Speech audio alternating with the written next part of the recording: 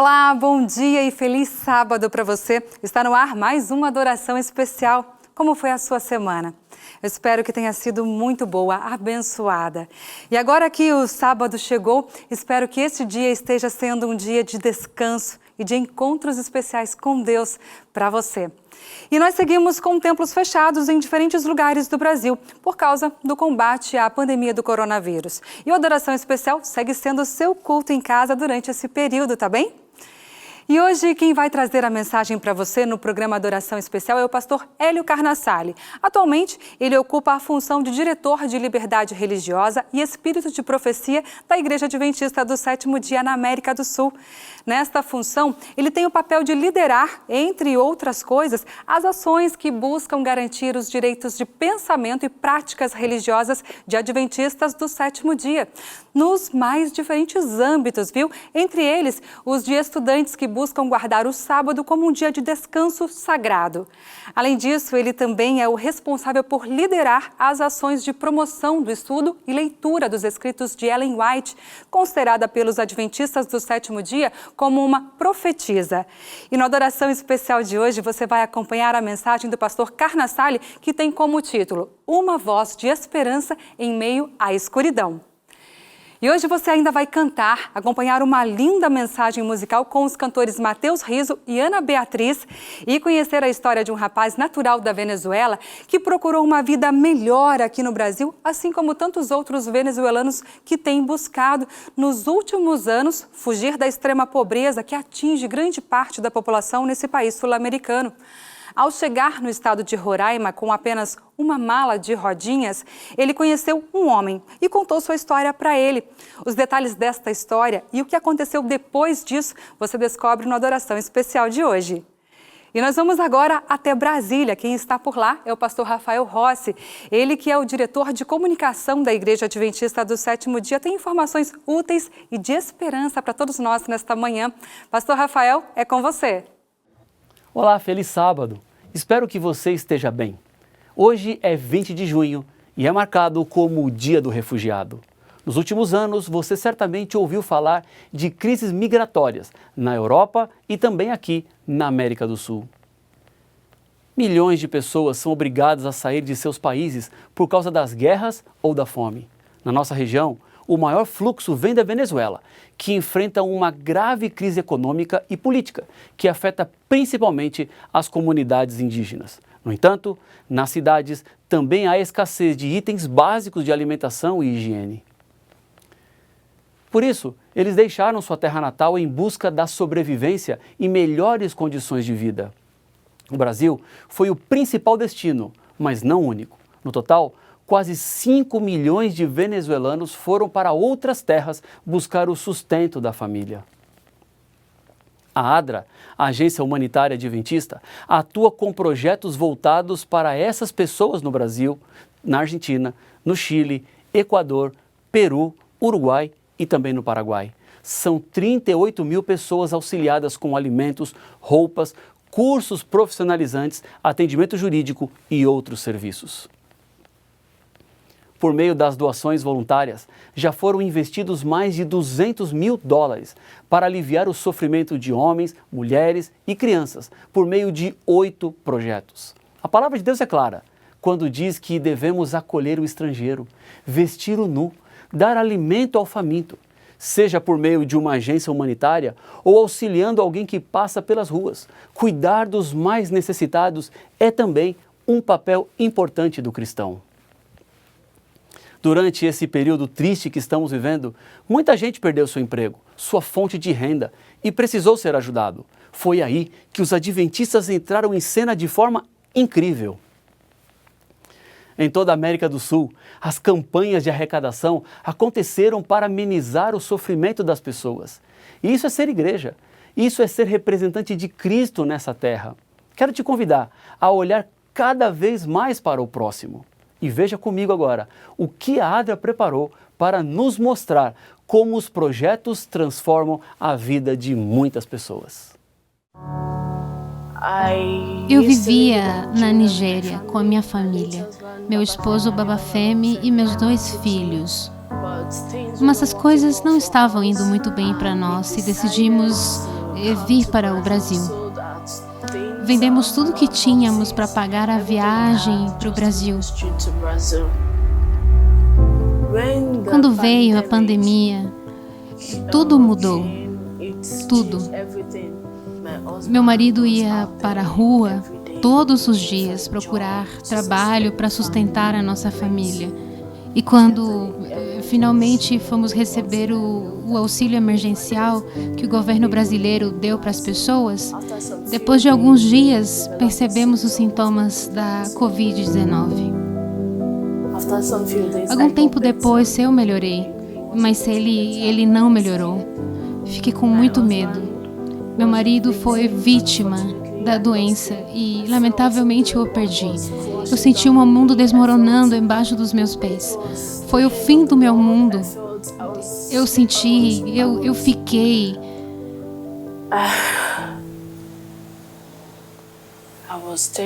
Fiquei apavorada. Mas tinha que seguir em frente. Meus filhos estavam em casa, com fome. E nós não tínhamos nada para comer. Clamei a Deus, orei, pedi que Deus nos socorresse. E a base Gênesis da ADRA trouxeram alimento para mim e para as crianças. A base Gênesis da ADRA, eles são incríveis na forma que têm nos ajudado. Nesses tempos difíceis, eles têm apoiado nossas famílias. Peço que o nosso Deus maravilhoso abençoe este trabalho.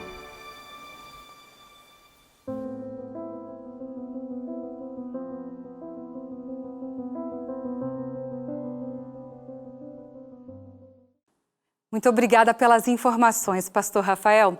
E por falar na ADRA, a Agência Humanitária Adventista, a história que você vai ver a seguir tem tudo a ver com esta instituição. Ramon era um jovem natural da Venezuela e, como muitos venezuelanos, ele tentou fugir da pobreza extrema que afeta a maior parte desse país há alguns anos. O país em que Ramon tentou encontrar um novo futuro para ele e para sua família foi o Brasil. Ao chegar em Boa Vista, capital do estado de Roraima, ele tentou buscar algum emprego, qualquer que fosse, para que pudesse garantir o alimento e algum sustento mínimo. Foi então que encontrou um homem e contou a ele os detalhes marcantes da sua jornada da Venezuela até o Brasil. As situações vividas por esse homem para sair da Venezuela e chegar até o Brasil e o que aconteceu depois que ele conversou com esse homem brasileiro, você acompanha agora no quadro Provai e Vede.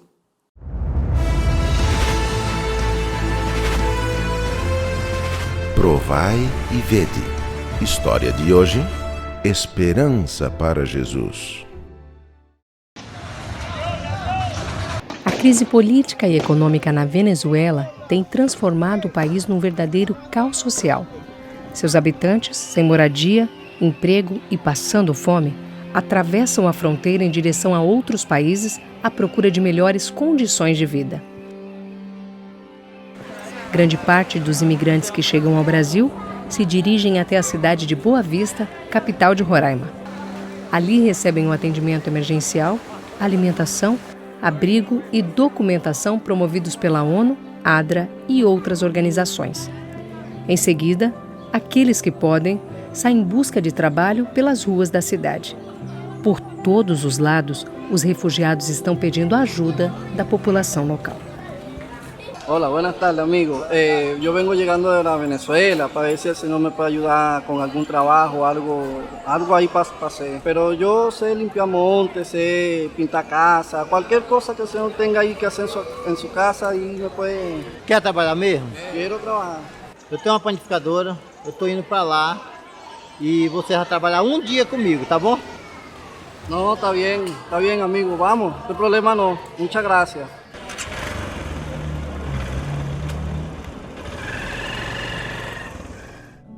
Antes de indicar que trabalho deveria ser feito, João Lopes pediu a ele que contasse um pouco da sua história. Ele disse que havia deixado seu país em busca de um futuro melhor para ele e sua esposa. Formado em engenharia mecânica, Ramon trabalhava em 3 empregos, mas o que ganhava só dava para comer durante 15 dias. Após entrar legalmente no Brasil, pela cidade de Pacaraima, na divisa entre os 2 países, ele não teve outra opção senão andar a pé 212 quilômetros até Boa Vista. Durante os primeiros quilômetros de caminhada, sua mente se concentrava no enorme desconhecido à sua frente. Tentar a vida numa terra estranha, sem falar o idioma daquele país, conviver com pessoas de costumes diferentes, encontrar trabalho, moradia. Sem dinheiro e sem perspectivas, Ramon caminhava dia e noite, carregando apenas uma maleta que se arrastava pelo caminho. As estradas pareciam não ter fim, mas sua coragem e determinação eram muito maiores. Nos últimos quilômetros, uma placa indicava que aquela jornada tão desafiadora estava prestes a terminar. Chegando à capital, ele recebeu as primeiras orientações, um lugar para dormir e no início de cada noite ele participava de uma refeição preparada pela equipe do projeto Alimentando Esperança, organizado pela ADRA. João Lopes lhe mostrou o que devia fazer durante aquele único dia de trabalho. Mas ao final do dia, João, percebendo que o rapaz era um bom trabalhador, decidiu lhe dar a oportunidade de mais 5 dias de serviço. Para chegar à padaria, Ramon saía do abrigo às 4 da madrugada e andava a pé 14 quilômetros. Além de cuidar da limpeza, ele também aprendeu a fazer pão, se identificando bastante com a nova profissão. Depois de 30 dias trabalhados, João pagou pelos seus serviços e lhe deu as chaves da padaria, para que ele fosse o novo administrador. Além de acompanhá-lo nessa nova jornada, João Lopes e uma equipe da ADRA o levaram para conhecer a Igreja Adventista. Ele foi bem recebido pelos irmãos, participou dos louvores, fez orações, ouviu atentamente o sermão e aceitou o apelo do pastor para conhecer mais sobre a palavra de Deus.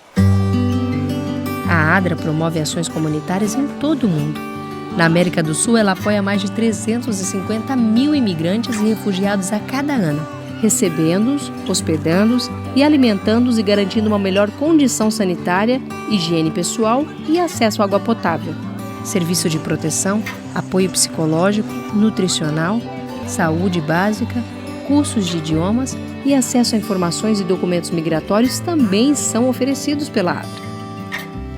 Para conhecer mais, acesse adraamericadosul.org. E agora eu os convido para esse momento especial de adoração, através dos dízimos e das ofertas. Que Deus os abençoe. Que bonita história de alguém que deu oportunidade a quem precisa e de alguém que agarrou com toda a disciplina e vontade a chance que lhe foi dada.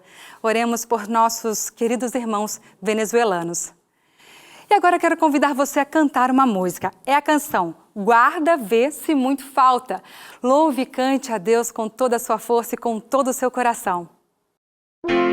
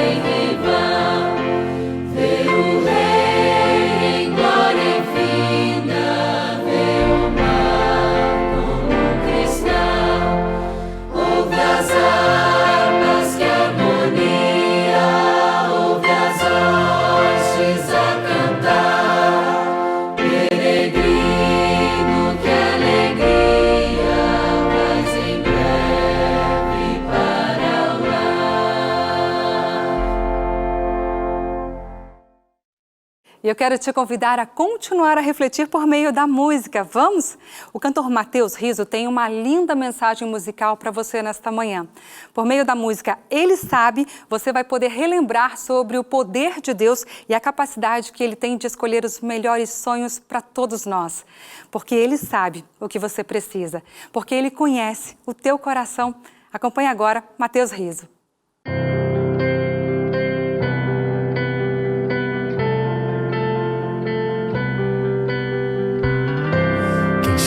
Tantos anos se passaram e você desanimou.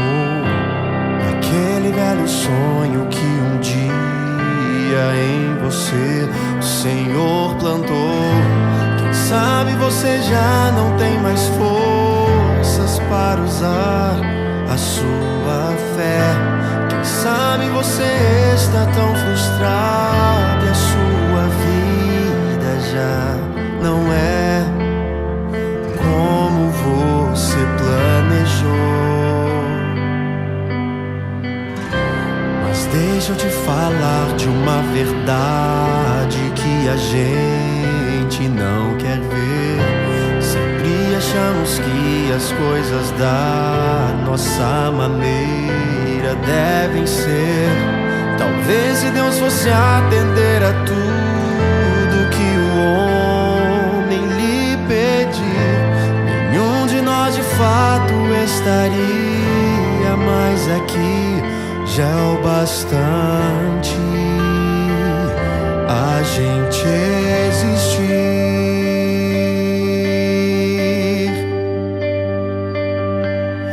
Ele sabe o que você precisa. Deus conhece o seu coração.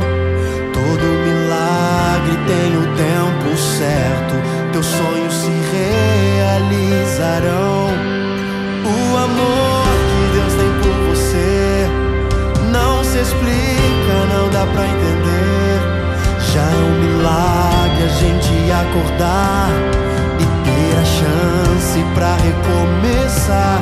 Olhar no espelho e começar a ver que o maior milagre Deus já fez e é você.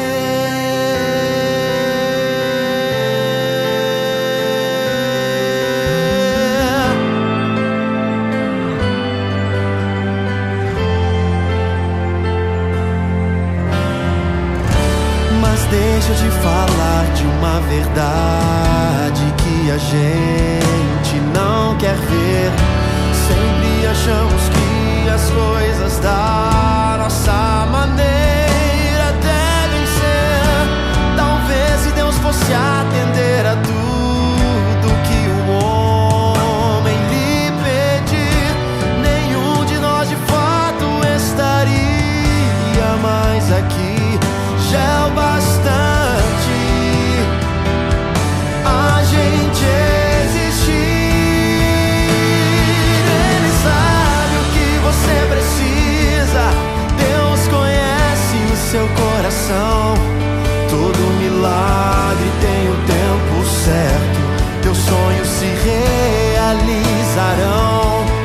O amor que Deus tem por você não se explica, não dá pra entender.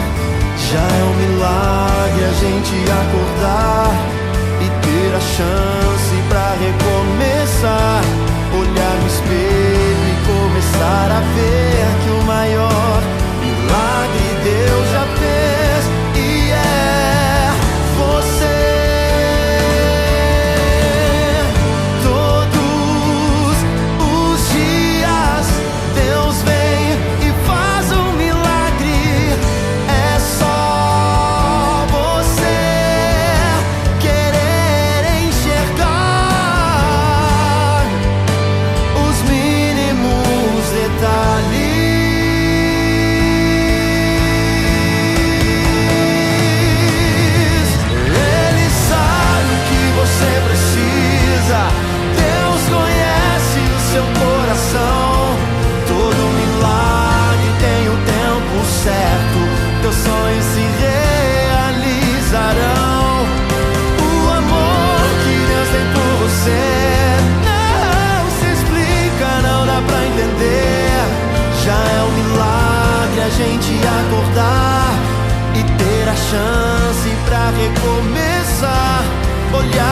ele começar a ver que o maior milagre Deus já fez, e é você.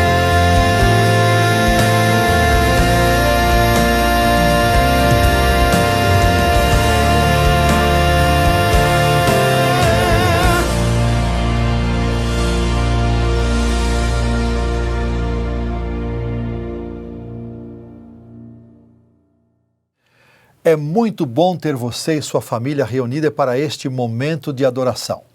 Espero que Deus nos abençoe ricamente ao estudarmos sua palavra. Em tempos tão desafiadores como os que já passamos e ainda vamos enfrentar, a comunhão com o Senhor Jesus tem sido a fonte de onde extraímos forças e a âncora que nos dá segurança para lidar com tudo o que está acontecendo. Eu oro para que o Espírito Santo nos ilumine ao abrirmos a Bíblia, dando-nos compreensão e falando ao nosso coração. O sermão de hoje terá como base uma passagem escrita do profeta Isaías. Antes da leitura do texto, eu quero convidar você e sua família para curvarmos a fronte, fecharmos os olhos e termos uma palavra de oração. Pai querido, nosso Deus, agora quando vamos abrir Tua palavra para estudá-la, fala ao nosso coração. Conduze-nos na compreensão da Tua mensagem para nós neste dia. Eu te peço em nome do Senhor Jesus. Amém. Vamos agora nos situar em relação ao autor, o livro e sua mensagem. O profeta Isaías tem um nome de um significado muito lindo. Quer dizer, Jeová é meu auxílio, ou então Jeová é salvação. Ele se apresenta como filho de Amós logo no primeiro verso, fato que ele menciona 6 outras vezes ao longo do livro, algo muito incomum entre os profetas. Isaías era de linhagem real, um estadista que amava o povo. A palavra povo, por sinal, aparece no seu livro 120 vezes, sendo que dessas, 27 ele menciona meu povo ou povo meu. Portanto, Isaías era um profeta identificado com a sua gente. E é tão bom quando pastores se identificam com o rebanho. As coisas marcham muito melhor. Chamado por Deus ainda na juventude, seu ministério se estendeu por mais de 50 anos, de acordo com Ellen White. Atuou como profeta para Judá, no Reino do Sul, no período dos reis Uzias, Jotão, Acás e Ezequias, que ele também identifica no primeiro verso do seu livro. Foi contemporâneo dos profetas Miqueias, Amós e Oséias, que profetizavam para Israel no Reino do Norte. Sua esposa é conhecida como a profetisa, está no capítulo 8, verso 3 do seu livro. Eles tiveram 2 filhos, Shear-Jazub, cujo nome significa um resto volverá, está lá no 7, verso 3, e Maer-Salal-Hasbaz, cujo significado é rápido despojo, presa segura. Imagine você tendo filhos com esses nomes. Isso está no capítulo 8, versículo 3, o segundo nome do seu filho menor. Esses nomes incomuns serviram de sinais e promessas das coisas que o Senhor desejava fazer por seu povo. Aqui vemos toda a família de Isaías envolvida no ministério. É tão bom quando a família trabalha unida para o Senhor, mas nem sempre é assim. Nós precisamos orar mais em favor das famílias e dos filhos. Esse é um grande desafio que temos. Nossas famílias estão sendo atacadas pelo inimigo como nunca antes. Que o Senhor tenha misericórdia de nós, das nossas famílias e dos nossos filhos. Ellen White declara também que Isaías foi um dos primeiros a cair nas mãos de Manassés. Tanto é que Isaías não menciona este rei no seu livro. Rei ímpio, idólatra e cruel, derramou muito sangue inocente em Jerusalém, como podemos ler em 2 Reis 21:16. Provavelmente as palavras de Hebreus 11:37, onde lemos "e outros foram cerrados pelo meio", referem-se à maneira cruel como o profeta Isaías morreu. O livro do profeta Isaías é considerado a Bíblia em miniatura, pois tem 66 capítulos, como a Bíblia tem 66 livros. Seu livro está dividido em 2 partes, sendo a primeira com os 39 capítulos iniciais e a segunda parte com 27 capítulos, da mesma forma que na Bíblia os 66 livros estão distribuídos em 39 livros no Velho Testamento e 27 no Novo. Isaías foi grandemente impactado pela visão da santidade de Deus, registrada no capítulo 6. Ele se refere ao Senhor como o Santo de Israel 25 vezes, ao passo que essa expressão ocorre apenas 6 vezes no restante do Velho Testamento. A visão e compreensão da santidade de Deus deve impactar nossa vida, assim como a vida de Isaías foi impactada pela visão do trono de Deus. Precisamos reconhecer a nossa condição pecaminosa para experimentarmos uma verdadeira transformação. Isaías profetizou a respeito de Cristo de uma maneira singular. Na segunda parte do seu livro, dos capítulos 40 a 66, ele usou a palavra servo 22 vezes, atingindo o auge com a descrição do servo sofredor encontrada no capítulo 53. É uma exaltação à pessoa do Senhor Jesus. E não é assim que deveria ser na igreja e na vida pessoal? Mais de Cristo e menos de nós? Muito mais de Cristo e muito menos de mim, até atingirmos o ideal de não vivermos mais eu, mas Cristo viver em nós, conforme Paulo escreveu aos Gálatas. Que Deus nos ajude nessa batalha terrível contra o eu. Isaías é citado no Novo Testamento mais de 90 vezes, inclusive por Jesus. Só o apóstolo Paulo o menciona em seus escritos e discursos 21 vezes, sendo 5 delas referências explícitas ao capítulo 53. Isaías desempenhou seu ministério durante o apogeu do reino da Assíria. Contemplou a derrota e cativeiro do reino do norte, Israel, no ano 722 a.C., sob Salmanaser, quando ainda Ezequias era rei em Jerusalém. Viu a Assíria subjugar todas as nações ao redor de Judá e pouco mais de 20 anos depois enfrentou junto com o próprio Ezequias a ameaça e invasão de Senaqueribe no ano 701 a.C., registrada no capítulo 37 do seu livro, que resultou na miraculosa morte de 185 mil assírios, conforme lemos lá no capítulo 37, versos 36 e 37.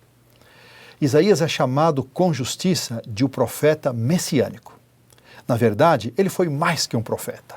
Foi um grande evangelista.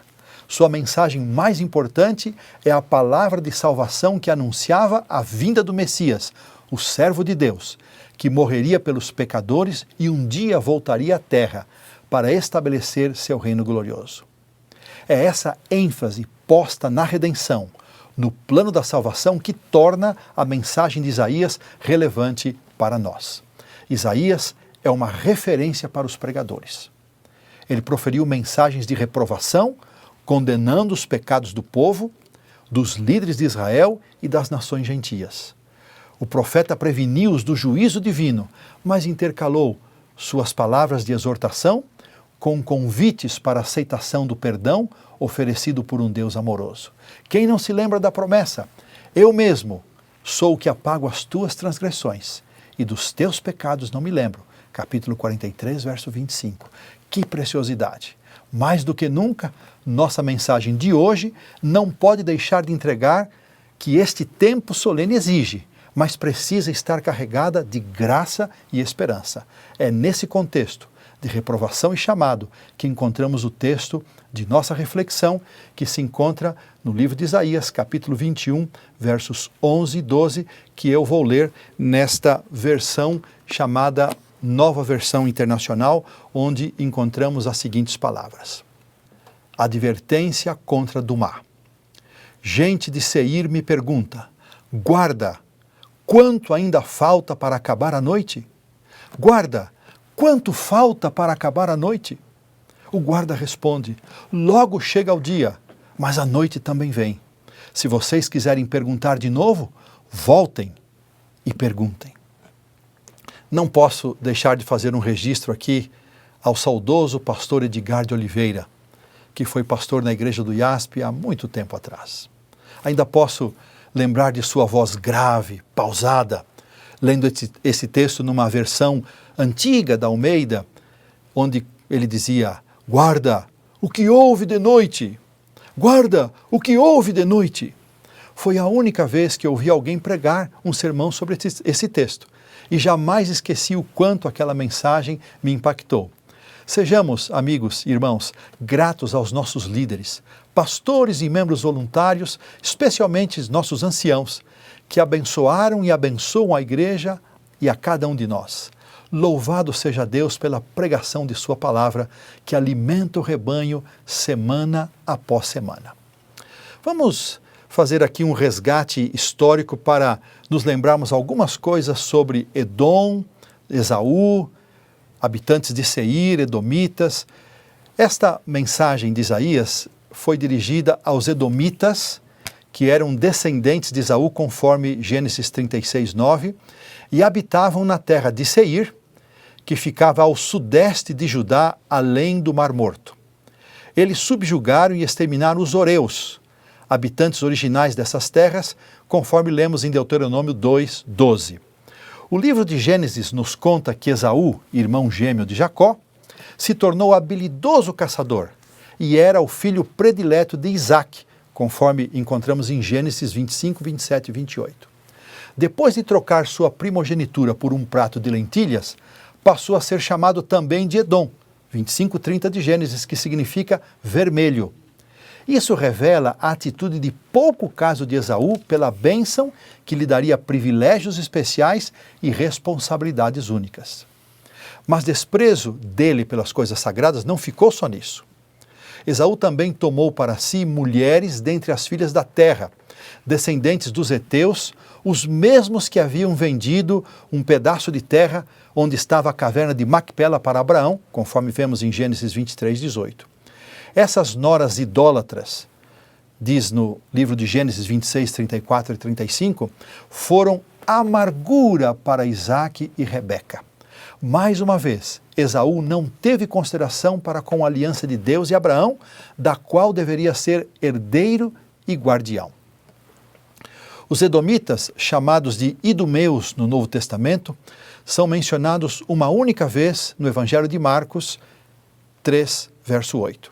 Entre inúmeras guerras, atacando ou sendo atacados, livres ou subjugados, desapareceram completamente no primeiro século da era cristã. Muito bem, vamos então agora ao comentário do texto. O profeta pronuncia uma advertência contra Dumá, ou seja, uma sentença, um peso, uma mensagem solene. Provavelmente com a mudança de apenas uma letra na escrita hebraica do nome Edom, surge a palavra Dumá, que significa silêncio, indicando um silêncio profundo, geralmente associado com a morte. Parecia não ser uma boa mensagem para os habitantes de Seir. Então vamos agora considerar a pergunta que eles fizeram ao guarda. Diante da soberania ameaçadora da Síria, o profeta recebe os edomitas e ouve deles a pergunta: guarda, a que horas são da noite? Guarda, quanto falta ainda para acabar a noite? Literalmente seria algo mais ou menos parecido com o que da noite? Que horas são da noite? O que está acontecendo? Ou como diz a letra daquele antigo hino que cantamos hoje antes da mensagem, quanto falta para vir o alvorecer? Por que tarda? Por que parece tardar tanto para amanhecer? A pergunta dirigida ao guarda, representado aqui pelo profeta, denota tensão, ansiedade. Como todos os povos sob o domínio inimigo sofriam continuamente na escura noite da tirania e da opressão, queriam desesperadamente saber se havia alguma novidade. A hora era de escuridão e perigo, e por isso desejavam saber quando chegaria amanhã. Ansiavam encontrar alívio para o medo e para as incertezas aterradoras que lhes dominavam. Pressentiam que algo ruim iria acontecer. Sabiam que eram culpados diante de Deus e que o juízo era certo. Por isso a insistente pergunta: quanto falta para passar a noite? Quando terminará a nossa aflição? Quão avançada está a noite? Há sinais de um breve amanhecer? Essa parece ser também, amigos, a realidade em que se encontra o mundo hoje. Com tantas desgraças naturais, fome, calamidades, guerras, insegurança, incertezas e, mais recentemente, com a chegada desse inimigo comum, o invisível coronavírus, parece ouvirmos a insistente pergunta de um mundo agonizante: que horas são da noite? Quanto falta para o amanhecer? Vamos considerar agora um pouquinho a resposta dada pelo guarda. O profeta, na posição de guarda, como já mencionamos, dá uma resposta misteriosa, aparentemente difícil de entender. Ele respondeu: amanhã vem, mas ainda é noite. Apesar de parecer que o tempo de amanhecer já deveria ter chegado, a opressão da noite persistiria. Parece não haver resposta satisfatória da parte de Deus para Edom. As palavras do guarda indicavam que o dia estava para chegar, mas logo viria outra noite, um outro tempo de tribulação, e outro, e mais outro. Como reagiriam? Aceitariam a advertência? Perceberiam que se tratava de uma oportunidade para libertação e salvação? Hoje estamos vivendo num tempo em que as pessoas estão desesperadas por respostas, por argumentos que lhes deem esperança para a infindável noite de incertezas em que está mergulhado o mundo. Que respostas estamos dando às pessoas? Estamos aproveitando para falar que o raiar de um novo dia está perto, mas que virá também outra noite para aqueles que não aproveitarem a oportunidade? Esse é o momento de nos colocarmos em pé e alçar a voz, não como profetas do caos, mas como atalaias de esperança. A resposta do profeta, além de ser uma advertência para Edom, era também um aviso para o povo de Israel. Deveriam estar atentos para o perigo que rondava Judá. Os assírios chegariam a Jerusalém a qualquer momento, como de fato chegaram. Tudo o que está acontecendo ao nosso redor também deve servir de alerta para o povo de Deus, para nos apercebermos dos tempos em que estamos vivendo. Em Testemunhos para a Igreja, no volume 6, a página 407, Ellen White escreve o seguinte: nosso tempo é precioso. Não temos senão pouquíssimos dias de graça para nos prepararmos para a vida futura, imortal. Não dispomos de tempo para desperdiçar com movimentos negligentes. Devemos ter medo de ser superficiais em relação à palavra de Deus. Que impressionante convite para nos apegarmos mais firmemente às revelações das Escrituras Sagradas e dos escritos inspirados deixados como marca inconfundível do remanescente, conforme encontramos em Apocalipse 12, 17. Aproveitamos os dias de quarentena, de confinamento, para dedicar mais tempo ao estudo da Bíblia e dos testemunhos? Devemos ter medo, segundo lemos, de ser superficiais. Vamos pensar um pouquinho agora sobre o guarda, considerar alguma coisa sobre essa figura, sobre esse personagem. O guarda, como deve agir todo ministro do Senhor, não estava dormindo nem descuidado quando chegou a caravana de Seir. Estava pronto para responder e possuía a mensagem certa para ser entregue para aqueles que o procuraram. Da mesma forma, os atalaias de Deus devem estar sempre preparados para responder a quem perguntar a que horas são da longa noite sobre a terra e para quando se pode esperar o alvorecer do dia eterno. Os ministros e o povo de Deus estão postos como guardas neste mundo, com uma mensagem solene para ser entregue. Temos tudo o que as pessoas necessitam ouvir. Em Testemunhos Seletos, no volume 2, a página 371, Ellen White nos diz que agora é o tempo de proclamar a última advertência. Uma virtude especial acompanha presentemente a proclamação desta mensagem. Mas por quanto tempo? Só um pouco de tempo ainda. Se houve jamais uma crise, essa crise é justamente agora. o apelo do apóstolo Paulo chega forte para nós, membros da igreja. Diz ele, na carta aos Romanos, capítulo 13, façam isso, compreendendo o tempo em que vivemos. Chegou a hora de vocês despertarem do sono, porque agora a nossa salvação está mais próxima do que quando cremos. A noite está acabando, o dia logo vem. Portanto, deixemos de lado as obras das trevas e revistamo-nos da armadura da luz. Capítulo 13 de Romanos, versos 11 e 12. Mais adiante, no verso 14, Paulo diz que já é tempo de nos revestirmos do Senhor Jesus Cristo. Porque já não é mais possível, irmãos, brincar de ser cristão. Não que houvesse um tempo em que isso fosse possível, mas me refiro a lidar com Jesus e com as coisas da igreja como lidamos com as brincadeiras infantis do esconde-esconde, vocês se lembram? Aos sábados, quando vamos à igreja, ele nos encontra, mas parece que passamos a maior parte do tempo escondidos, ocultos, nos esconderijos dos nossos próprios interesses. Vamos agora considerar o convite encontrado na resposta dada pelo profeta.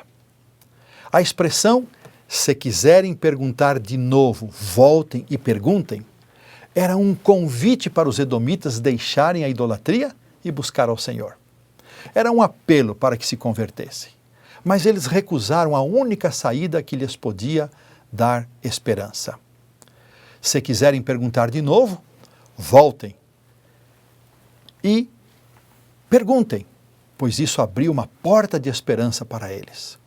Como a resposta não tinha sido definitiva, o guarda não fechou as portas. Eles poderiam voltar e perguntar outra vez. Mas o futuro desse povo foi marcado por sucessivas noites até a destruição final. Não reconheceram que a terra onde habitavam lhes havia sido dada por possessão pela bênção de Deus, segundo Josué 24:4. Quando Israel estava para entrar em Canaã, não reconheceram os milagres que o Deus verdadeiro havia efetuado para tirar seu povo do Egito e negaram passagem a Israel. Vibraram quando Judá foi levado cativo para a Babilônia, de acordo com Salmo 137:7. Continuaram endurecendo o coração, seguindo no caminho da idolatria, caminho que haviam escolhido desde o casamento de Esaú com as mulheres idólatras cananeias. A promessa de que amanhã raiaria era certa, mas eles nunca aproveitaram o dia de oportunidade, nunca se arrependeram. Vieram os assírios, depois os babilônios, os medo-persas, gregos e por fim os romanos. Finalmente, a noite chegou para Edom, sem que raiasse um novo dia para eles. Deus ainda esperou mais de 700 anos por um arrependimento que nunca veio.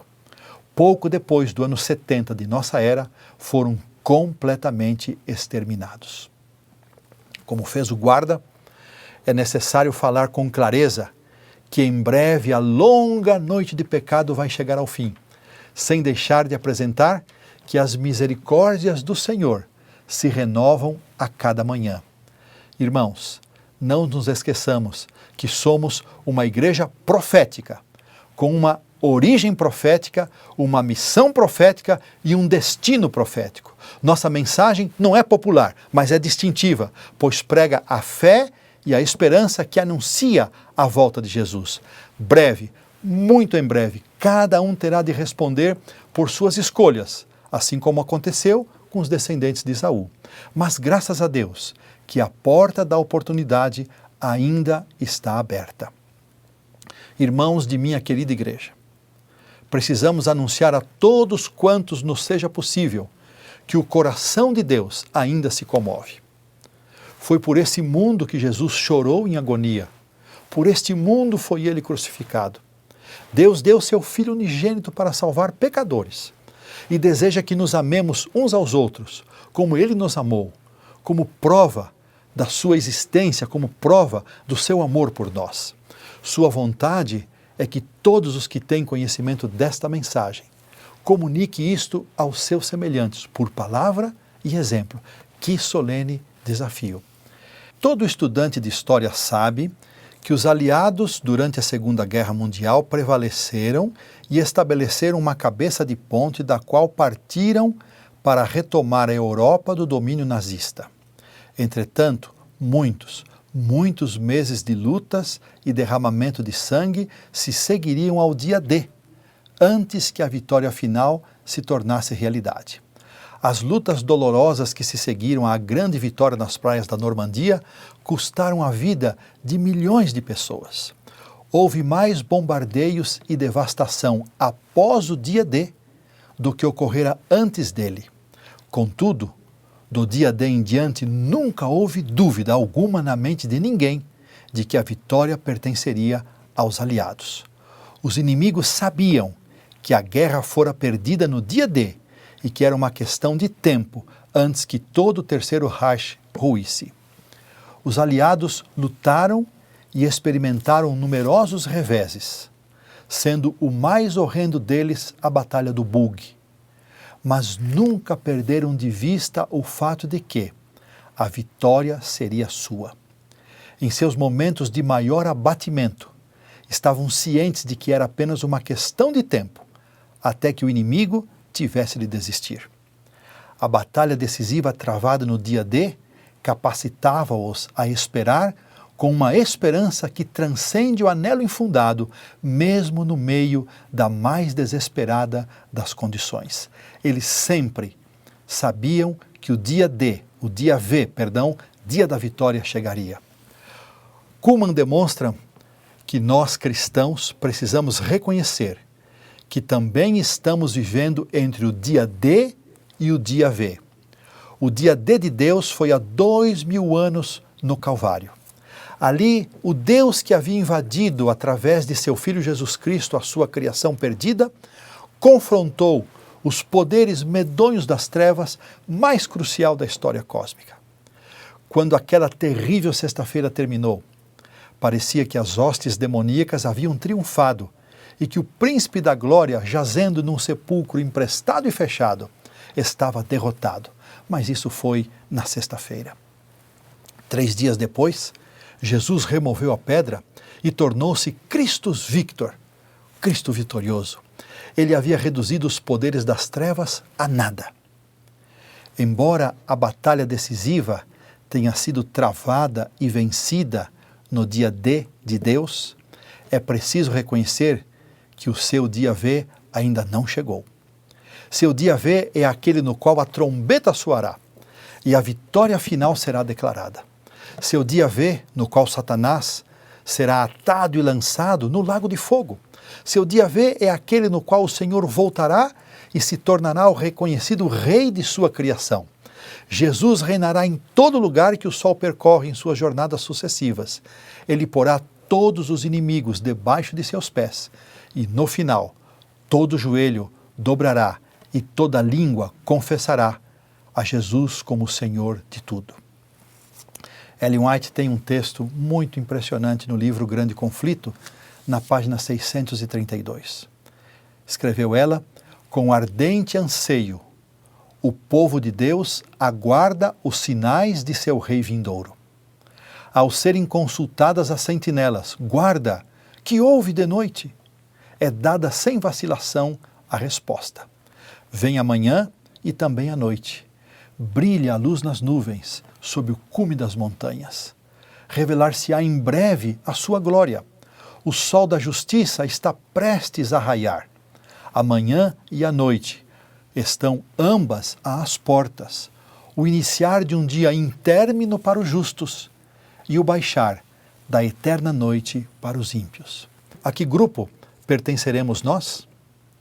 Estaremos entre os que desfrutarão do dia interminável, iluminado pelo sol da justiça, a tão almejada vida eterna, onde não haverá mais noite, nem morte, nem dor, nem pranto? Ou estaremos entre aqueles cujo galardão será a morte eterna? O que vai acontecer conosco? Será resultado das escolhas que fazemos hoje. Agiremos como os edomitas que resistiram ao chamado de Deus e foram finalmente exterminados? Ou aceitaremos o convite amoroso de Deus para receber seu perdão e, como guarda, anunciaremos a mensagem que poderá tirar as pessoas das trevas e conduzi-las ao Senhor Jesus, que é a nossa maravilhosa luz da verdade. que resposta daremos? Sim para o convite divino? Certamente. Sim para o chamado de Deus? Sem dúvida. Eu espero que seja essa a sua e a minha decisão. E que possamos, como João, dizer do fundo do nosso coração, pronunciar aquela oração que termina o seu livro e termina as Escrituras Sagradas, termina a Bíblia. Ora vem, Senhor Jesus. Amém, amém e amém. Que o Senhor Deus possa nos abençoar e sob a sua graça e bênção possamos fazer escolhas sábias para este tempo. Que sob a direção do seu Santo Espírito entreguemos o nosso coração a Jesus e possamos ser transformados, como Isaías foi transformado quando teve a visão no trono de Deus. Que não sejamos como os indolentes edomitas, que postergaram e recusaram a decisão de Deus. Eu convido você, meu querido irmão, minha querida irmã, para que aí na sua casa, onde você estiver, possa nesse momento curvar a sua fronte, abrir o seu coração a Deus, confessar os seus pecados, humilhar-se diante do nosso Pai Celestial e dizer a Ele do seu desejo de ser esta pessoa que Deus espera que sejamos para esse tempo. Curve sua fronte, vamos orar. Pai querido, Deus amado, te agradeço muito, Senhor, por este dia de oportunidade que o Senhor nos oferece mais uma vez. Dia para estudarmos Tua Palavra, dia para testemunharmos, dia para termos comunhão contigo. E em nome de Jesus, fazemos chegar a nossa prece a Ti, para que sejamos abençoados, que o nosso coração seja tocado, que a nossa vida seja transformada, porque o Senhor tem uma obra a fazer ainda no nosso coração.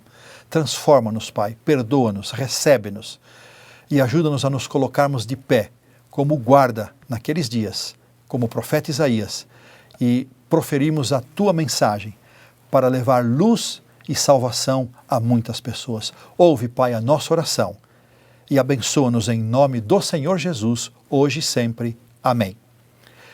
Deixo aqui o meu abraço a todos vocês, na esperança de que tenhamos um restante de sábado maravilhoso e que as bênçãos do Senhor nos acompanhem hoje e sempre. Amém. Linda e inspiradora reflexão, Pastor Hélio. Muito obrigada. Espero que esta mensagem tenha trazido esperança, fé e motivação ao seu coração, assim como trouxe para o meu. E para terminar a adoração especial deste sábado, eu quero te convidar a pensar ainda mais sobre o céu nesta manhã. Vamos?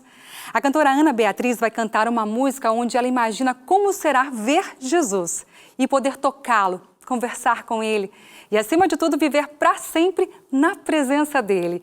Nestes momentos finais do programa Adoração Especial de hoje, inspirado pelas palavras do pastor Hélio Carnassali, deixe que sua imaginação sonhe com o céu e em como será viver eternamente com Deus.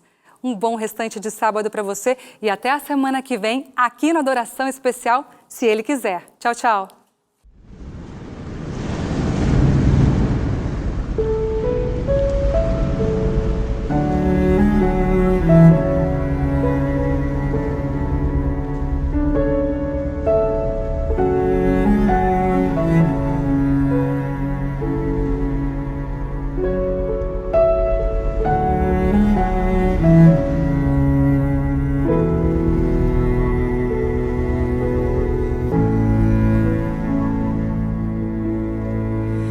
Estava aqui admirando o céu, tentando imaginar você, vendo a beleza de tua criação. Me deu vontade de te ver. Você deve ser tão lindo, o seu rosto tão amável, tão incrível que jamais eu poderia explicar. Se o mar já me extasia, se o céu já me impressiona, o que eu irei sentir quando no céu eu te olhar? mas eu só sei que meu desejo é ver você. Mas o meu maior desejo é ver você. Enquanto a terra é o meu lar, eu vou viver esperando pra te ver.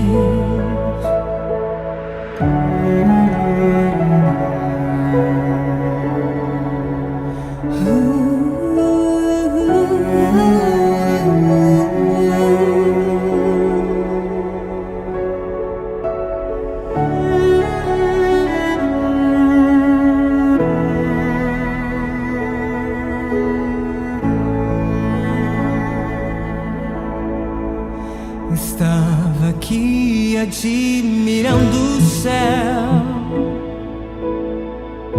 tentando imaginar você, vendo a beleza de tua criação. Me deu vontade de te ver. Você deve ser tão lindo, o seu rosto tão amável, tão incrível que jamais eu poderia explicar.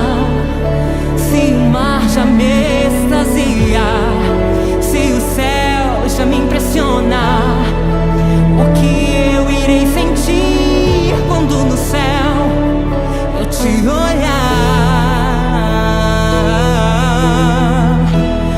Eu só sei que meu desejo é ver você.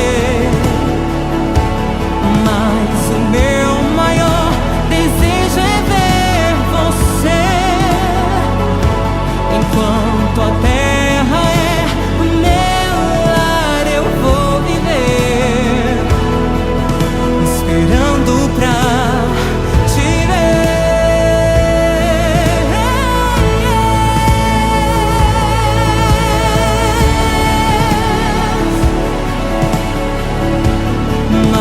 O meu maior desejo é ver você.